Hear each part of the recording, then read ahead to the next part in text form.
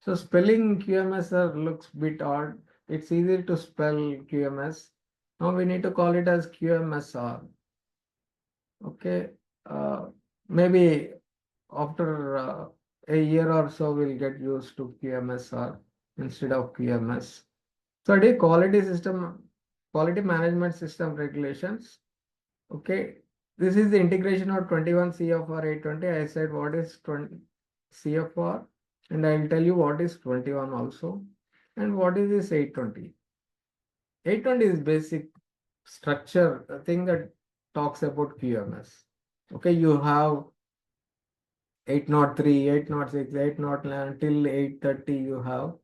Okay, these are called Code of Federal Regulations, because when these regulations are framed, okay, they made it a federal system or federal law, okay, where they have given these codes.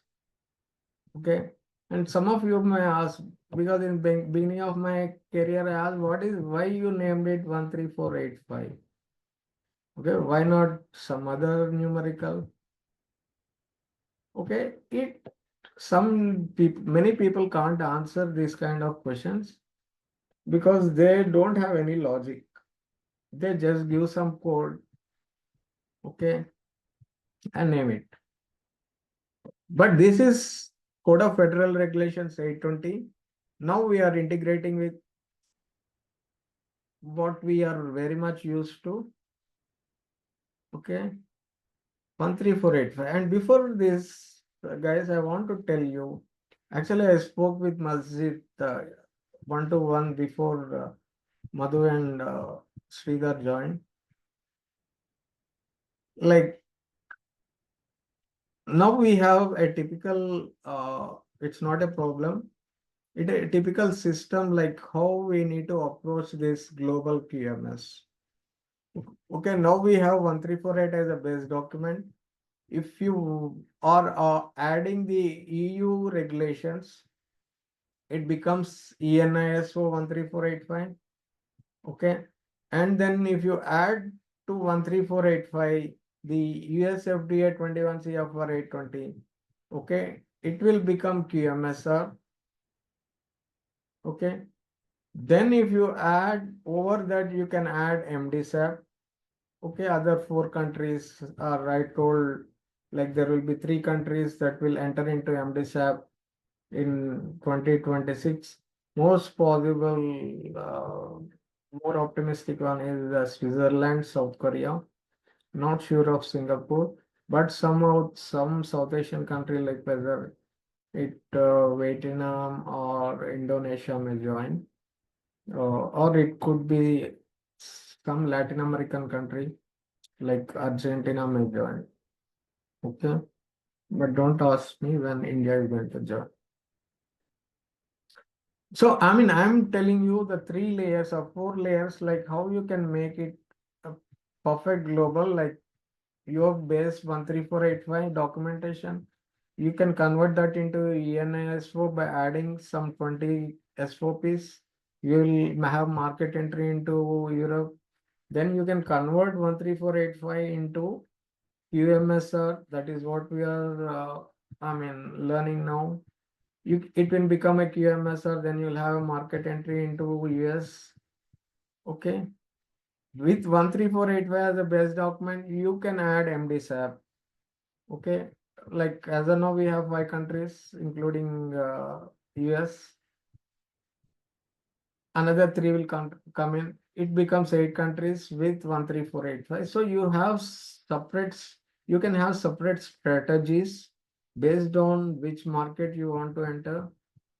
Okay, whether it's good to go for MDSAP or just have ENISO or QMSR for US entry, or should I have only ISO 13485, or should I go to MDSAP this year so that I'll have 8 countries? Okay, it becomes a strategic decision based on how your market runs. Okay, and I know like basically it depends upon your product portfolio. So like because I know about Intuitive, I know like they can't really enter into the third world countries where uh, robotics or AI can't replace, I mean, they are not so adopted to that. But in India, it should have a lot of future, like, but they have a threat also in the form of Medtronic. Okay, India has a very good market for Intuitive. I mean, Intuitive has a very good market. Sorry, Intuitive has a very good market in India. Mainly the Devancy. Just now I was reading about Devancy in some. Uh, Actually, I was working on democratizing AI in healthcare system in India. In that context, I was studying. I came across Institute, like they have Dave and C. Okay.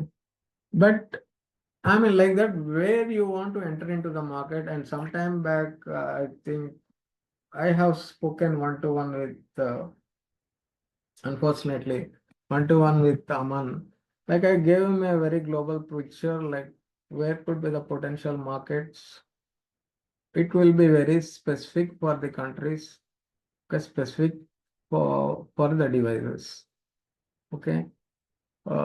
High-end devices like AI linked or surgical robotics or ML with ML deployments. Okay, a lot of countries are new to it. So they need to look at developed countries or developing countries. Okay, like they can enter into Japan, Australia, or even China. Of course, India is also a good market because I'll tell you, maybe you can attend to that webinar. I'll share the recording session. Mm. Actually, on 3rd February, I'm doing that on democratizing AI in healthcare system in India. Though you may be busy, it's actually during daytime. So I'll share a record on that. You can understand like how AI or the healthcare system is so interlinked and it is going in depth. I mean, we are going to take it democratize in the sense everybody can use it, everybody has the right to use it. It has to travel in depth into the villages, into the rurals. Okay, it has to make affordable and a lot of things I'll talk about, not now. Okay, so this is what I'm talking based on your company market interest. Intuitive can have a lot of countries. Okay, they can enter into Canada, they can enter into, I don't know whether they have market in Canada or not, into Europe or into China, Japan, Singapore. These are all high-end technology companies, and their clinical or their healthcare infrastructure is also so developed. Okay, of course, India is catching up. We are not very far. In next 2 years, we'll be catching up with all this AI-linked or more sophisticated high-end technologies. Oh, so the background behind, I said like I don't want to tell what is the background, why they have made this event happen so soon in February, which basically to my understanding should have been happening in April or during the mid-summers. Uh, that is all political, geopolitical thing. But let's focus on what is very important. I want to make it very clear the regulatory background and the intent of why this is not geopolitical. Okay, this is the regulatory background and the intent. Why US FDA has to merge with 1348. Okay. So the United States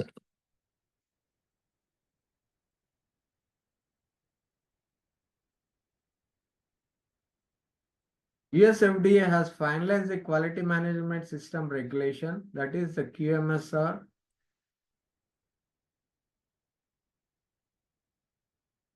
to replace. So it is totally replacing, and there is, I mean, don't believe this word replace. But as of now, we think that it will be replacing most of, not all, but most of them in 21 CFR 820. That's why we need to do a gap analysis. When they say replace most, means what it is replacing and what it is not replacing also. Okay. Most of the 21 CFR 820 and aligned with the QMS requirements with ISO 13485 2016. So the two words which disturb is replace most of 21 CFR 820. It's not like it's totally aligning or shutting down 21 CFR 820. Okay, or it's throwing it outside. Most I think like 80% of their QMS, to my knowledge, as I read it, 80% of them is combining with the 13485. See, when I told about MDSAP, I think I told to you, US is the one which has lot of gap between 13485. Have I told you this statement? Have I told that US FDA or the 21 CFR 820 is the one, and you compare with 13485, it has a lot of gap. Have I told you this? If you forgot, I have said this. But now what happened, and the one which is closest I told is Canada or Japan are very close to 13485. There will be 2, 3 or 5% gaps between 13485 and QMS of Canada and Japan. But now what will be happening is once this QMSR comes into effect, okay, the QMSR or the US FDA will move so close to 13485, it will be something like 85% or 90%, very similar to that of, okay, 13485. I'll also tell what are the clause they are adopting and also tell what are those they are not adopting, okay, in 13485. So that's why I said this is very important. Replace most. It's not total replacement. Replace most. So from February it will be effective. Okay. As I said, QMS or Quality Management System Regulation is ISO 13485 plus FDA specific regulatory expectation. I think you have seen something like this. Okay, when I replace this here, okay, if I say this is ENISO,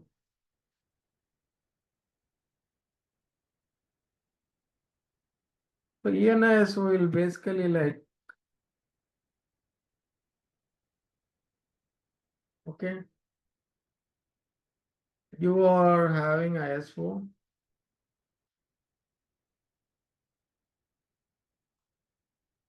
then you have not FDA.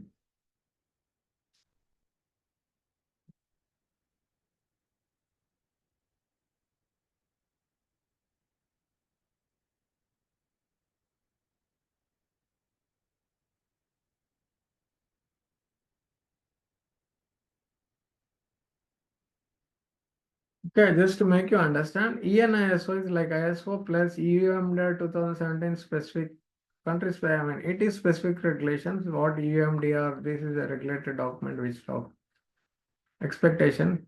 So now QMSR is something, okay, which combines ISO 13485 plus FDA specific regulatory expectations. So I want you today wake up from your slumber and ask me and tell me. I think I already told you in MDSAP. That's why I have taken this topic today itself. What are the things that could be very specific to US FDA regulations? You know it, and I shared this, okay, today afternoon or evening only, and I mentioned the chapter names.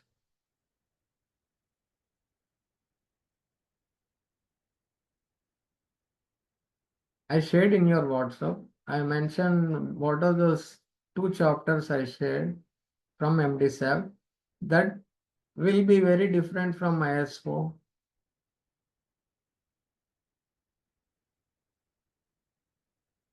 Are you listening or sleeping here? Listening, sir. Thinking. Is listening, sir. See, what are the two chapters I said will be very country specific and different from other chapters. You know the chapters in MDSAP. Country specific is of chapter 2 and 4, I remember you saying. Sir. No, not you remember. You are right, and please don't forget this in your sleep also. Yes, sir. Okay, if I call you and wake you up at 2:30, you should answer this. Okay, Is chapter 2. Yeah, is chapter yeah, administrative.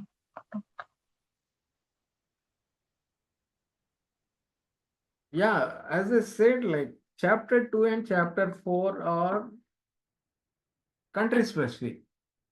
Okay. And what is chapter 2? Marketing authorization, I remember, sir. Yeah, marketing authorization and facility registration. Yes, yes, yes. Then the fourth one is advisory notices and Yeah, adverse events. yes, you are absolutely right. Adverse events and advisory notices. So these four things, okay, of course there will be something. So marketing registration, what is there in US FDA? If you want to register your product in market, it won't change. Okay, register your product in the sense you want to get certified on 21C of, sorry, 510K. In 510K, you have a lot of pathways. Like you can do traditional, you can do de novo, you can do special 510Ks. So there are different 510Ks. In whatever 510K you want to get your product certified in US FDA, you need to follow. Okay. That is what I am talking. Device registration or device authorization doesn't change. And your facility registration doesn't change. Okay. That is, you need to register your facility. You may ask me then what is the fun of having this? The fun of having this QMSR is they will audit your facility. Okay. They will surely audit your facility. The team, I mean, the auditors who are good in QMSR, they will audit the facility and they will give approval to your facility, or they may raise some NCs. Here we don't call them, no one words, we won't call them as NCs. We call them as warning letters. Okay, warning letters come in form 483. Okay, NC that is gone. See, in MDSA we call NCs, we give grading to the NCs. Here we call them as warning letters. Okay, we call it as just 483. Okay. And the second is adverse event reporting and advisory notices won't change. They will be the same as earlier what US is doing. Whether you're reporting adverse events or advisory notices, you need to do what they are doing as per their earlier requirements, regulatory requirements. So if you are using MODE, you follow MODE. It's not like since I mean, USFDA came into 13485, I don't have any work with MODE. I'll just, it's useless. I mean, I no more care for MODE or adverse events because I'm now friend of 13485. That doesn't want the regulatory, I mean to say the regulatory intent of the FDA won't change. When I say the regulatory intent, you remember these two chapters. I'll tell you some others also. But basically, these two are very important.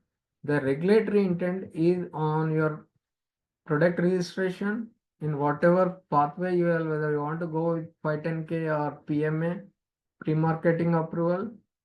Okay, that is the longest pathway for high-risk devices when you don't have a predicate to. 510K is a simple pathway. Okay, it is called pre-market notification. 510K is pre-marketing notification. That is one route. PMA is pre-marketing approval. you need to get approvals. There it is notification, here it is approval. The difference is that in PMA, you need to produce lots and lots of clinical data and clinical follow-up. Okay. But in 510K or in pre-marketing notification, just you need to do in vitro equivalence with your predicate. No clinical data is necessary. That's the easiest part. I find writing 510K. I love writing 510K document because it looks very simple. I can write a 510K for any device in 2-3 days.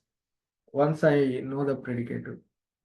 Okay, but PMA takes a lot of time. That's you need a lot of clinical data. That's a problem. When you need a lot of clinical data, no, it amplifies a lot of work. So what I mean to say is the regulatory intent of the FDA remains the same. Okay, your marketing authorization, facility registration, okay, your adverse event reporting or your advisory notices, okay, and your recalls. Okay, a lot of things. See, I shared this today afternoon only, but I shared it in the context of MD sir. But you separate it because if you go to all the QSPs and the annexures, what I've shared today, I have segregated all of them into 5 countries, I separated them into 5 countries and I have written them. So if you want to pick up only US, okay, you can take that US, how adverse event reporting happens in US, how advisory notices happen in US, okay, what is the QSP for it, what are the databases where you need to enter, what are the timelines, okay, even if it is FS, I have given a lot of anecdotes to that. I also shared some forms and reports. Okay. For marketing authorization, I have given for all 5 countries. But as of now, if you want only US separately, you pick up, segregate US separately and see like how marketing authorization happens. Like as I said, marketing authorization and certification, whether you can go for simple listing of the devices, what we call, okay, wherein you need to provide very scanty data or very little data for your product to be listed in US FDA.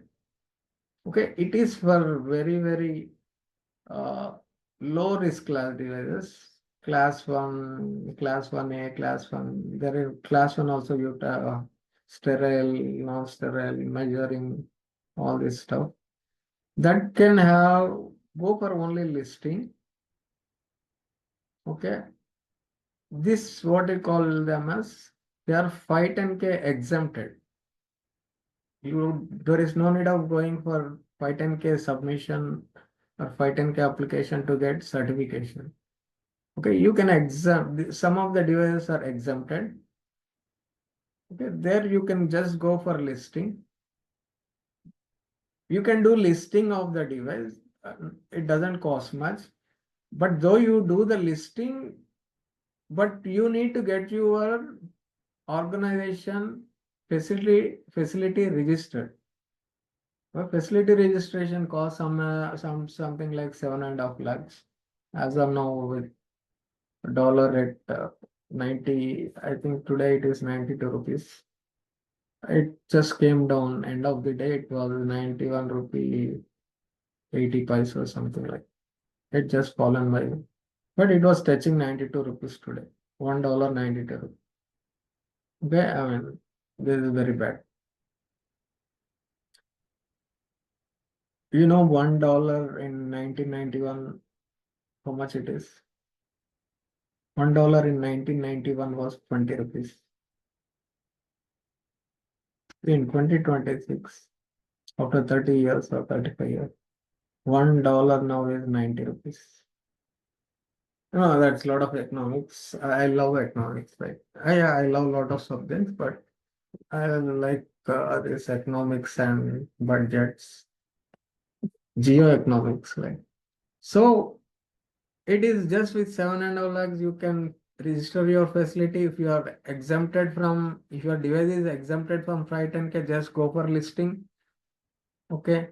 If your device has a predicate, go for 510K. In predicate also you have a lot of things because we have a separate module for discussing the US FDA registrations and all that stuff. That time I'll discuss what are different 510Ks. And the third route is on the PMA, pre-market approval. That's very lengthy, like it almost looks like a UMDR file where you need bulks of documentation, mainly focused on clinicals. Okay, I hope you understood what I'm trying to say. See, ENIOS was like this. Now you can also make QMSR. See, in what TNSO what we have done, we have included some of the mandatory QMS sections that are there in UMDR into ISO. If you want, I'll share what I have added to make ISO into ENISO. There are something like 22 or 23 documents, mainly the SOPs. Okay, mainly on Udemy.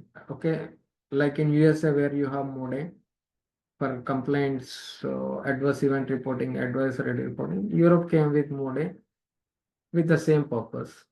Okay, then you have UDI, DI, labeling, all this stuff.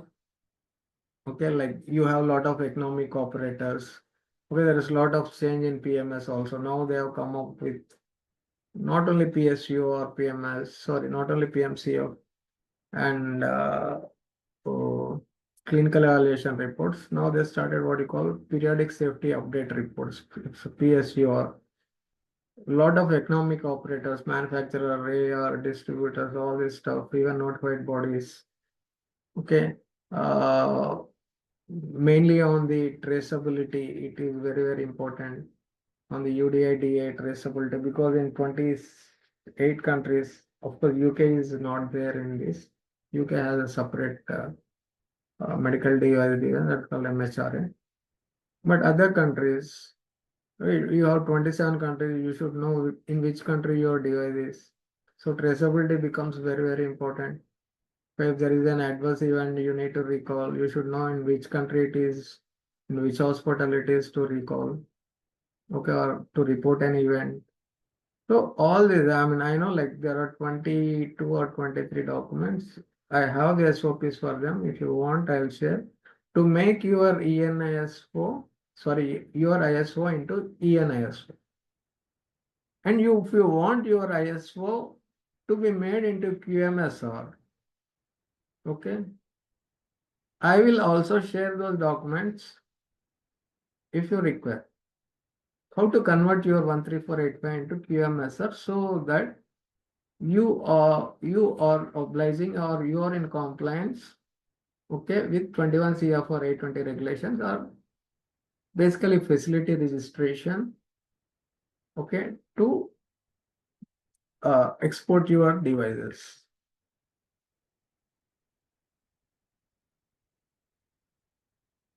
So instead of maintaining one QMS for ISO 13, another for now they have merged, you can make it a single ISO 13485 base QMS, but we are not calling it as QMS.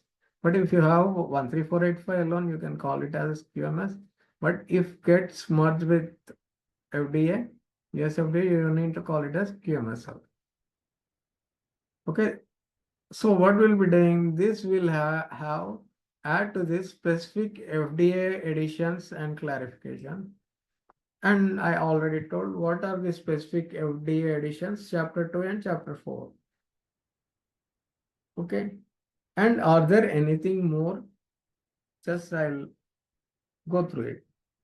Okay, the legal structure. Before it was 21 CFR, now it becomes incorporated by reference. Okay, it is called QMSR.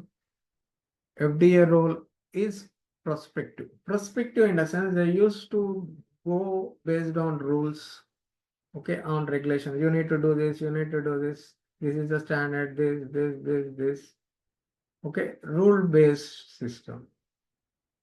But it will be more now, the role of FDA will become more supervisory and enforcement focused. Now they'll say that they will supervise it.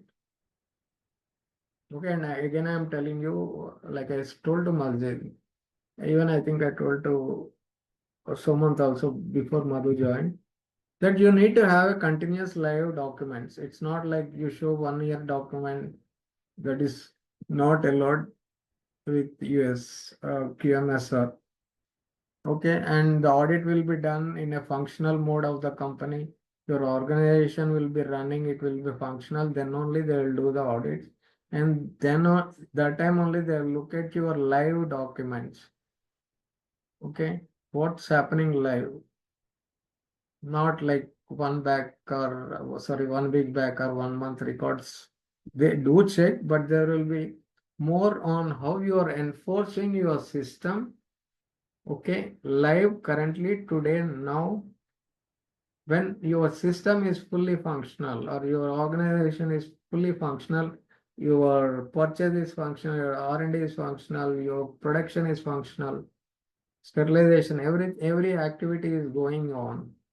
They will come live and you should show live document. The system has to be continuously running. Okay, not in status quo or give a pause. If you give a pause or say that today is holiday, my production is stopped, my QC we are not doing, sterilization there is some issue, so it's under maintenance. I told just before to Masjid and someone like, they'll say since nothing is running or this are not running, will come the other day when all systems are running. Okay, they don't audit your organization when it is not functional or any system is stopped.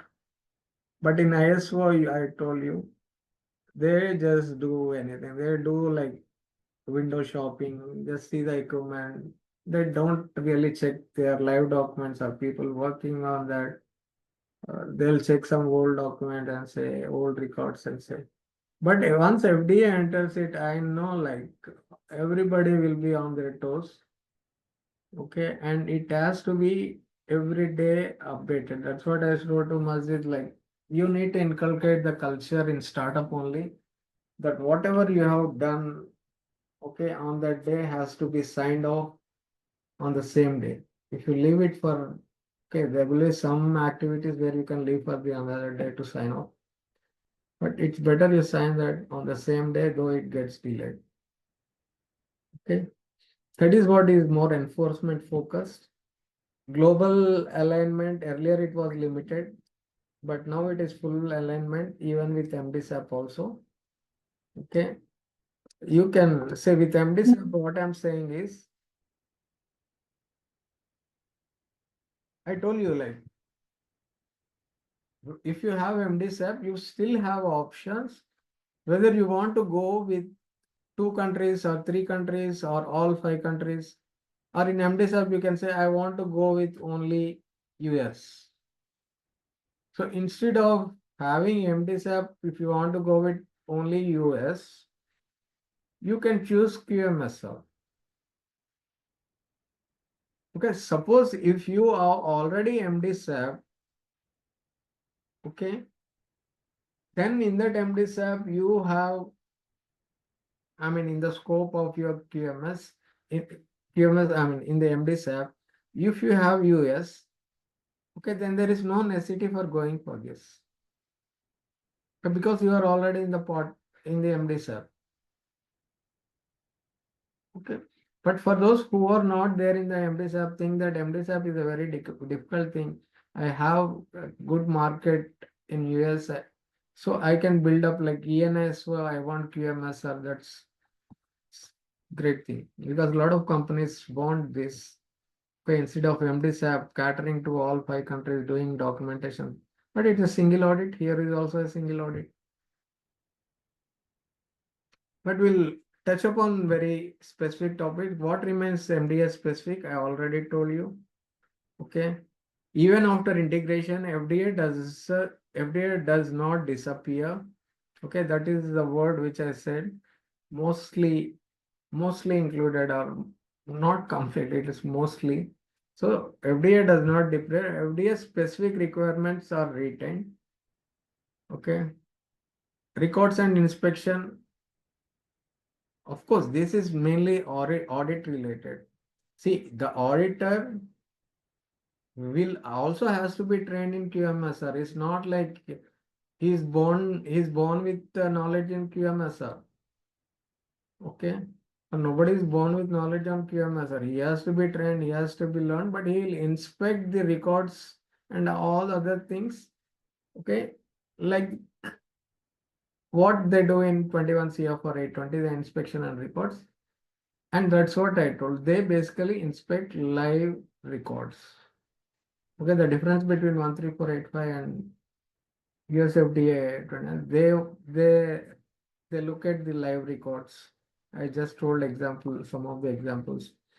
Okay, enforcement actions basically are warning letters or 483s.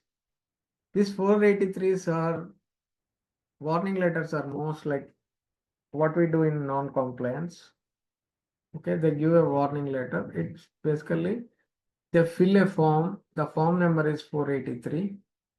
Okay, once they fill a form and they place this is what we found not they doesn't use the word non-compliant. They use the word not in obligation or having obligations. They use the word obligation. Okay. With the requirements of the user and they issue 483 and within I think 15 or 18 business days. Okay, they call business days, we call working days. Maybe Madhu knows because he's working with US company. Business days, we call working days. So within 15 business days, you need to close that warning letter. Okay, whatever is the obligation they had. Okay, you need to close 483. If you have like say more than 483s, there will be a several problem. Okay, I'll tell you on that. Okay, reporting obligations are basically medical device regulations. Okay, that is 21.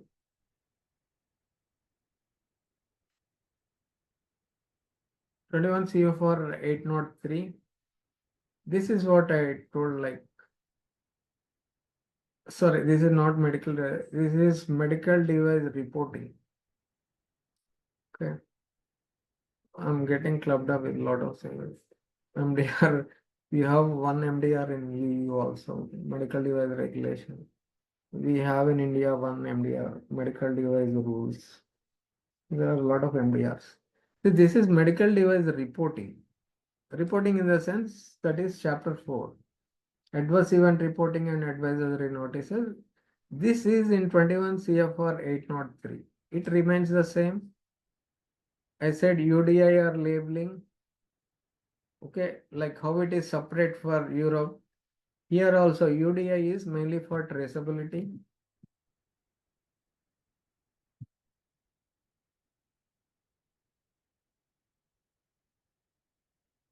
For them, traceability comes in 21 CFR 830. Okay, 803 is medical device reporting. Chapter 4. UDI traceability is 830. This is different. You need to write a separate S4P for this on UDI and traceability, like how we do it for Europe. UDI, UDI, DI plus PI. Okay, that is what we call UDI, DI. And labeling will be similar, like you have an ISO standard for labeling, you can follow that. But they have in 801, 21 CFR 801, they have the labeling requirement. So these are some of the things different. Okay, UDI DI is basically on traceability where you give a specific 27 digit number. You'll have a barcode for that. So it will give the traceability. I'll tell you like it is called as GMD, Global Medical Device Nomenclature number. Okay, that is 7 or 8 numbers it will come. Then you will have your device identifier. Every device will have a code. Okay, like EMDN code. Europe has one code for every device class. That code, it will have some 6 or 7 numericals. Then your PI. PI is left to the organization. PI includes your batch number, your lot number, your expiry date, or date of manufacturing. That will be some 10 numericals. So combinedly, okay, UDI, DIPI is one is the global medical device nomenclature. It will have a code. Well, that is global. Then you will have country specific nomenclature, whether it's EMDN nomenclature or American device nomenclature, it will have one code. So you have GMDN plus EMDN or MDN plus, okay, your DI, your device code, okay, of that particular country, which device, suppose it's a surgical robotics for what intended use. So they will give a code. It could be 3, 4 numerical. Then your PI is, all these are regulated up to DI. You have a sequence of numbers where you need to decide. These are all standard formats because you can't change the codes. But for PI, it's in your hands. It is PI is the only one which regularly changes based on your production batches, because PI is the one which you decide whether you give your batch number or your batch manufacturing BMR or your lot number, your manufacturing date, okay, or your expiry date or your device model. So all this combined, it will come to some 25 or 26 digits. So when you look at the 26 digits, you can trace this as a device, okay, that is made in India in a particular organization. And what is the device when it is manufactured? Okay, what are the QC reports? What are the manufacturing reports? What are the raw materials? Okay, to the extent from, if it is an implantable, you can say in which patient it is placed. From raw materials, you can trace it, production, QC, sterilization, XYZ, PMS, which patient it is placed, which hospital it went, which country it is to, which place patient it is placed. So you'll have so much of traceability when this 27-digit number is converted into a barcode. Okay, nobody will read the 27 number. That will be converted into barcode, but not pure code. Once you have the barcode and you scan the barcode, it will tell you which country it is or which hospital it is and which organization manufactured this. And if you go in depth in identification, check your BMR, it will tell you what the raw materials are also. So these are some things: 801, 830, 803. Okay, these are the things, including what I said in chapter 2, marketing registration, device registration, and facility registration. These are the things which will be the same. Labeling, UDI, traceability, reporting obligation, that is 803. And here you won't have NCs. They call it as warning letter, but it goes under 803. Okay, key changes introduced by QMS. What are the changes that have? Okay, that happened. Earlier it was QSR, I told you. FDA written clause. Now it is called QMSR. This is now they follow ISO clause. QSR is US centric. Now it is globally harmonized. Okay, QSR is prospective working, like I said, rule based working. You follow this rule. You follow this rule, like how you used to follow some rules when we are in school. Okay, you need to stand in line, that this straight line and all this stuff. Now it is process-based approach. See, once you enter into ISO 13485, we discuss like it's process-based, process interaction, risk-based, all this stuff will come. Okay, duplicate audits. You can avoid duplicate audits if you have MDSAP. Once you have MDSAP, say I already have MDSAP, there is no need of auditing for me for QMSR or for that. Because MDSAP also includes ISO 13485. Okay, with MDSAP certification, you will get ISO 13485 separately also. If you want it combinedly, they will give combined MDSAP certificate with 13485 in the same document, or you want them separately, they'll give 13485 certification separately, MDSAP certification separately. So you can leverage on that how you want it. There is some flexibility. I mean, I have done it many a times. Sometimes we feel having too many certificates is good, but that's a big nuisance. Better mix up all the, have it as one certificate.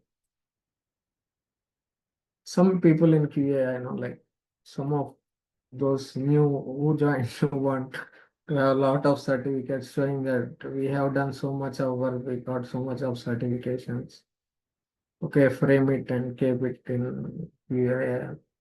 But one certificate is enough, which covers all, I mean, which covers all countries or all jurisdictions.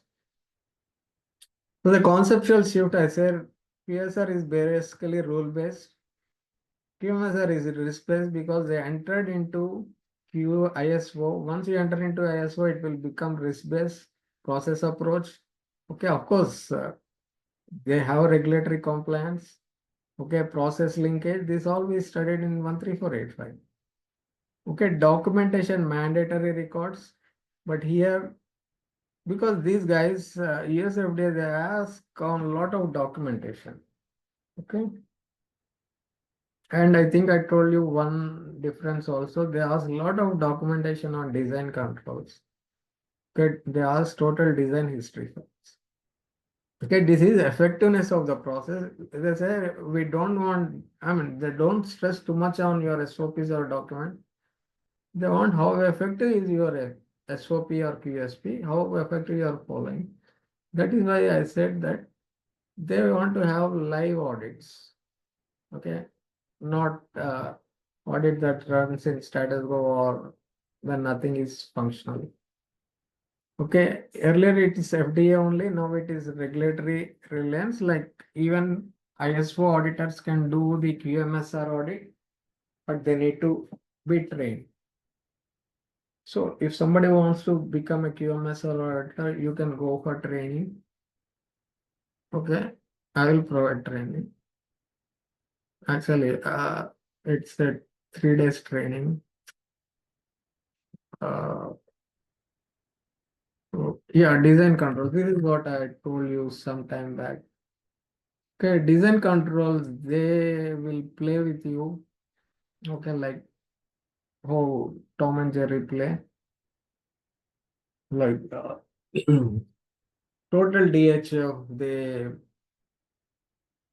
spend more than 1 day. They give a lot of importance for the designs.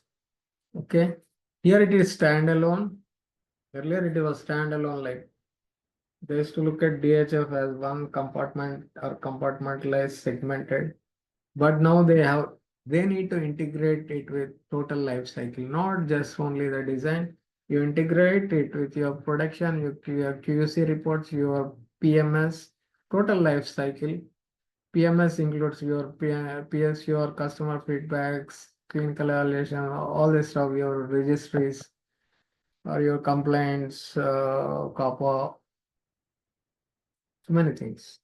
So that will become total life cycle. Yeah, life cycle also means how your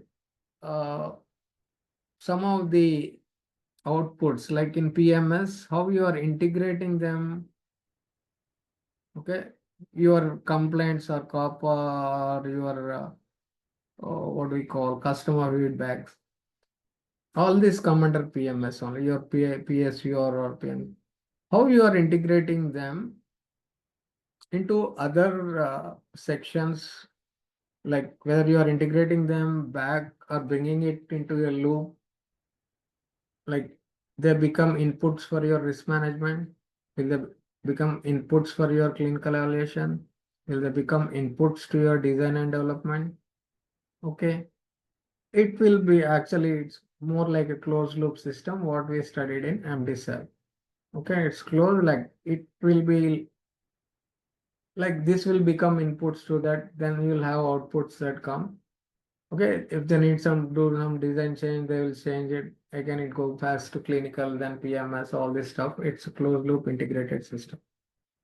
Okay, clause by clause alignment is, I don't want to go, all these clause from 4 to 8 are fully adopted. Okay. I mean, these are ISO clause are fully adopted. These are ISO clause. In QMS are all these are fully adopted, but the expectations are bit different. Okay, they want evidence-based QMS. Of course, we have in ISO we studied, it is all evidence-based. It's not like something theoretical or hypothetical we show them. We show them with objective evidence. Okay, evidence-based and strong management accountability. We studied this in MDSAP also. They expect strong management accountability. I'll tell you one different word for this. Okay, but they need to, management has to be taken into consideration. They will grill him. They will grill them. Okay, in clause 6. Okay, QMS, basically QMS, the expectation is evidence-based. Management responsibility, they have to take, basically the accountability should be on the management, not delegation of responsibilities to the people down. Okay, resource management, they look at the training effectiveness is more emphasized. Okay, it's not just training and leaving them. Of course, if I go down into these documents, what I have prepared, like we know it, like, but the emphasis is more after training. Have you done the test? Has it done on job training? Okay, have you kept any examination to him, or he has done it without supervision? Okay, what is the effectiveness after he has been there for 6 months? Okay, doing this, has he reported, as because of him there are any reports of NCs or non-compliances or warning letters, like, okay, product realization already told, they won't leave you on design and change controls.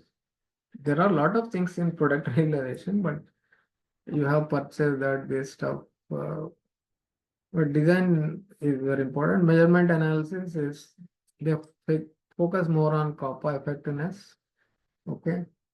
And they'll also, as I go, I'll tell you on predictive analytics, apart from COPPA, effectiveness of COPPA, you see, why they're focusing on effectiveness of COPPA is there should not be any recurrence of the same NC. Okay. If your COPPA is effective, there won't be any recurrence. So that look very carefully at the effectiveness of COPPA. We know that we do verification of effectiveness, but we need to be very careful when we, more than COPPA, they look at VOE, verification of effectiveness of your COPPA. Actually, that is really good, because if it is effective, you won't get any reoccurrence of these same complaints.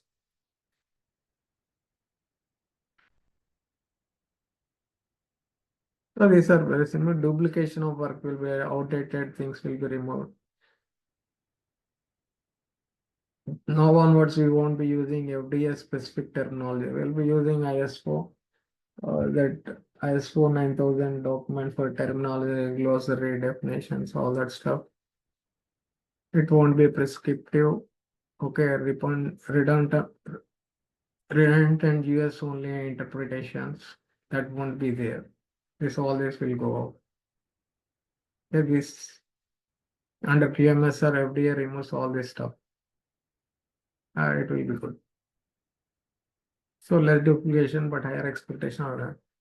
Key differences. Okay, audit style conformity assessment.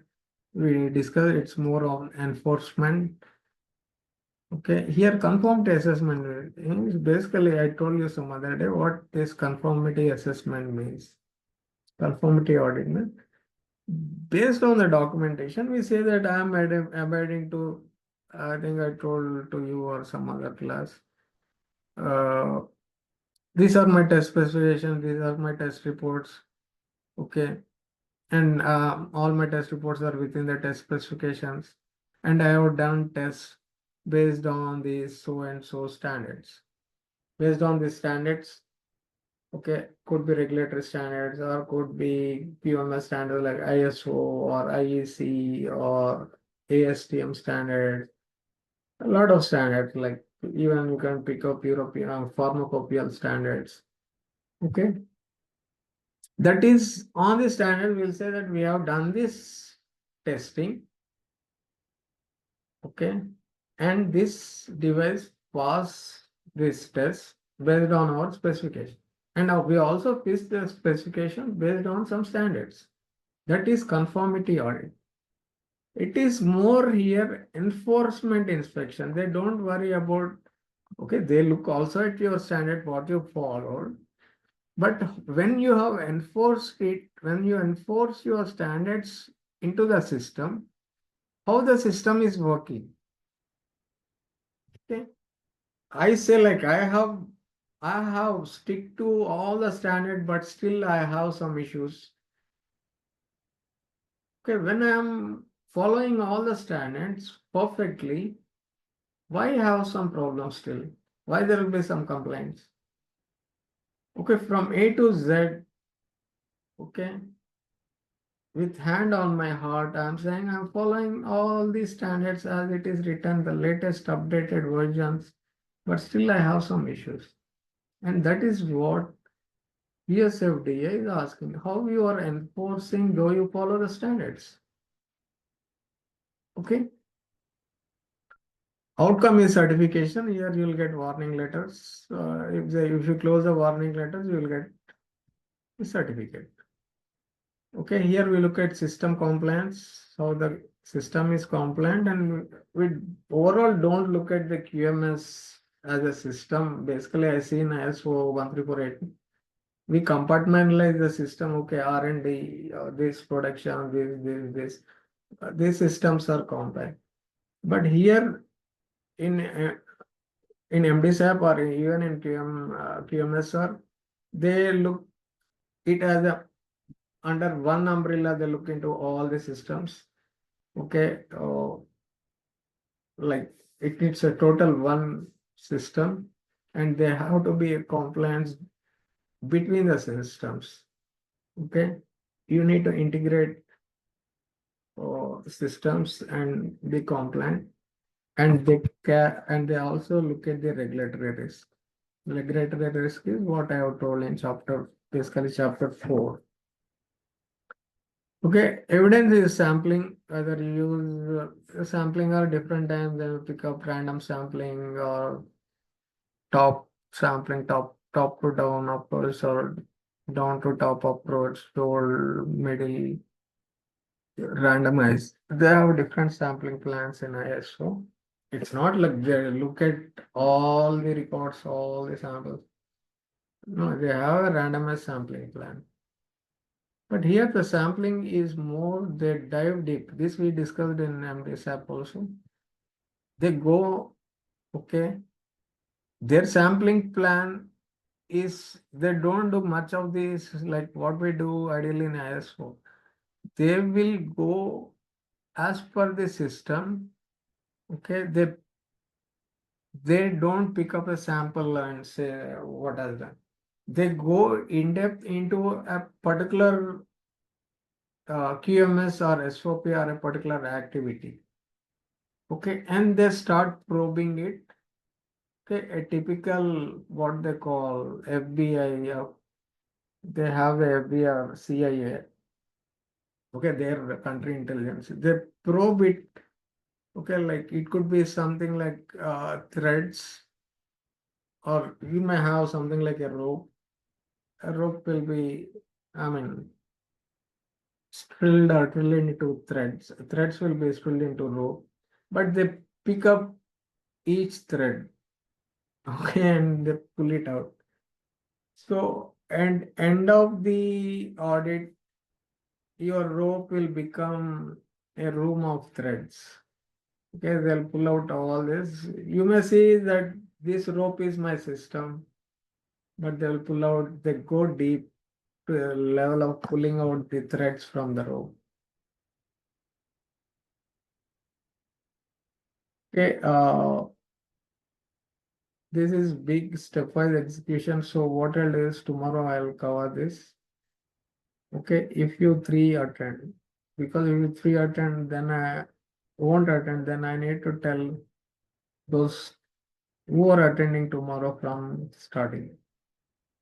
Okay, how to implement this or execute this plan, and also I'll share you a lot of documents. What are the gap, or I mean the document that has to be analyzed.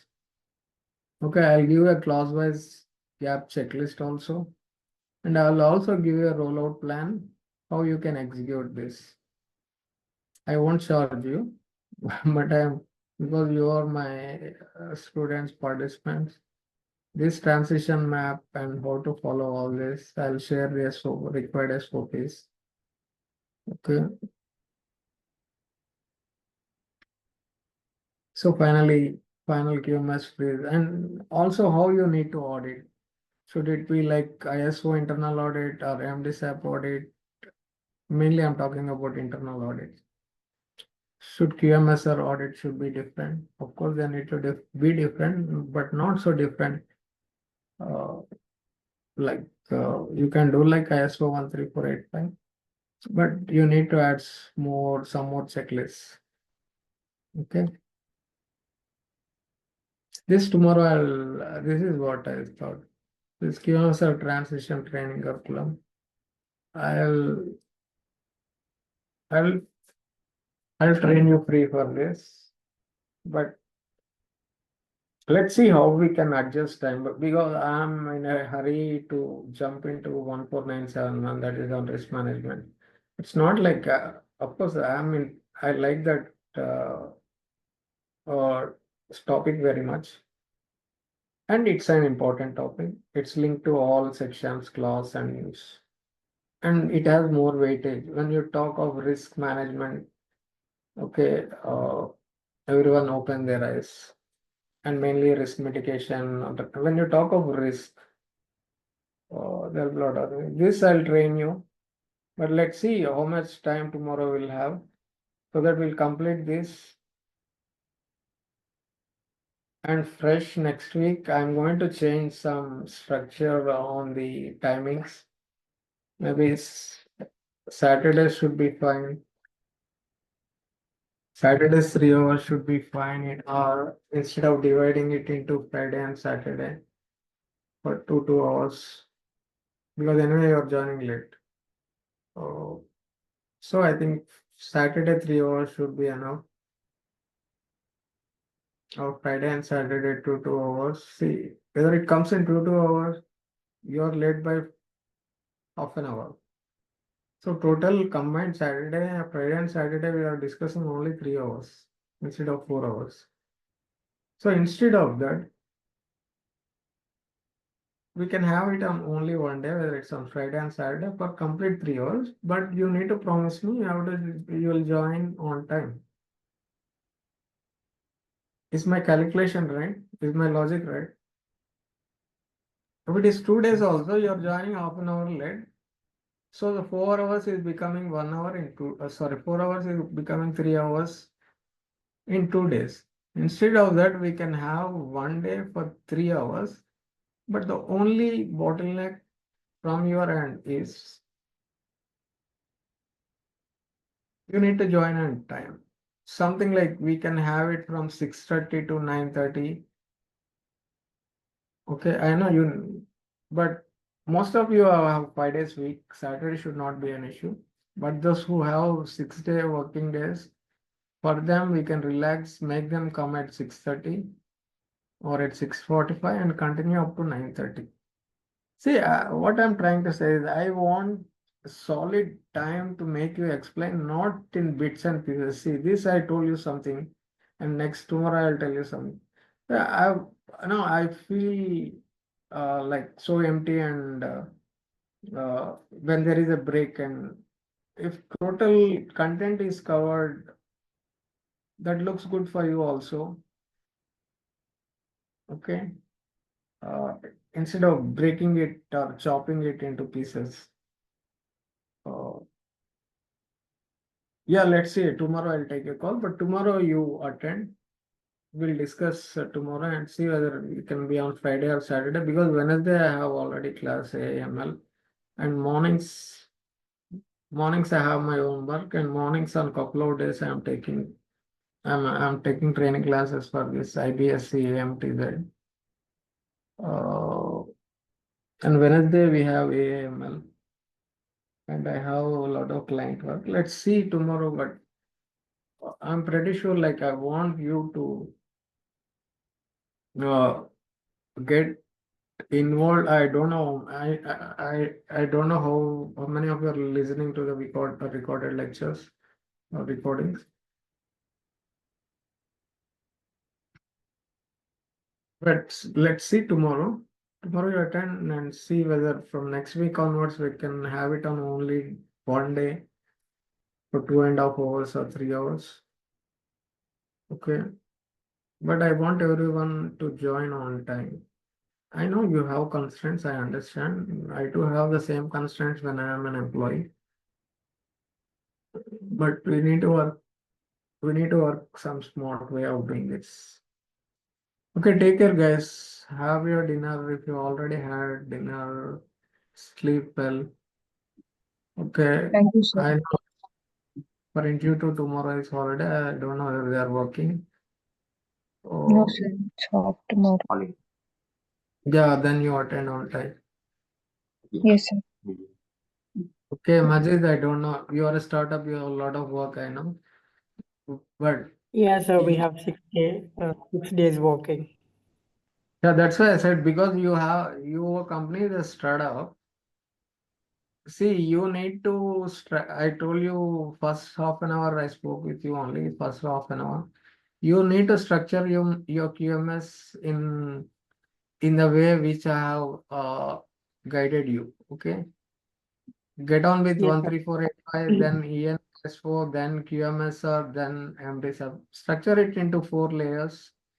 Okay, then have a roadmap, have some timelines, have some milestones.